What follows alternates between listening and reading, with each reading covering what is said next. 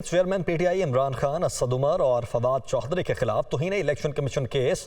PTI रहनुमाओं के खिलाफ election commission notice Lahore high court, Sindh high court और इस्लामाबाद हाई कोर्ट में ज़ेरे समाअत हैं। इस हवाले से आमिर सईद अब्बासी ने हमें ज्वाइन किया है। आमिर, इन नोटिस की डिटेल बताइएगा।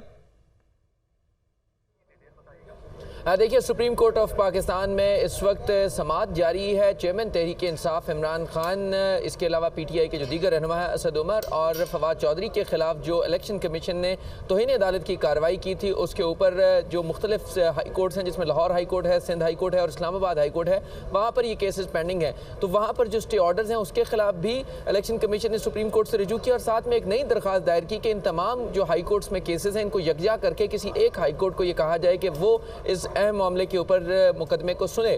ताहम जब समाअत शुरू हुई तो chief justice of Pakistan justice Umar Ata Bandial ने इलेक्शन कमीशन को कहा कि वो किस बुनियाद के ऊपर इन तमाम मुकदमात को यकजा करना चाहते हैं। क्या किसी की सहूलियत के लिए तमाम मुकदमात यकजा किए जा सकते हैं?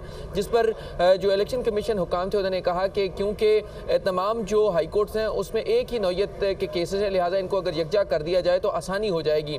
इस मौके के ऊपर जो पीटीआई के वकील थे अनवर मंसूर खान, उन्होंने मुखालफत की और ये कहा कि ये जो क्वेश्चन ऑफ लॉ है वो उससे मुतल्लिक केसेस है और इनको यकजा नहीं किया जा सकता, लिहाजा ये मुख्तलिफ हाई कोर्ट्स में ही चलने चाहिए। ताहम सुप्रीम कोर्ट ने यह कहा इलेक्शन कमीशन को कि जो मुकदमात यकजा करने के हवाले से हमारी रीसेंट जजमेंट है जो 2020 की है, आप उसका जायज़ा ले लें और उसके बाद अदालत को असिस्ट करें, क्योंकि चीफ जस्टिस ने इस हवाले से कानून बड़ा वाज़ेह है कि महज किसी की सहूलत के लिए मुकदमात को यकजा नहीं किया जा सकता। लिहाजा इस मौके पर जस्टिस अतर मिनल्लाह ये रिमार्क्स दिए गए। आमिर सईद अब्बासी हमारे साथ मौजूद थे। आमिर, बहुत शुक्रिया आपका।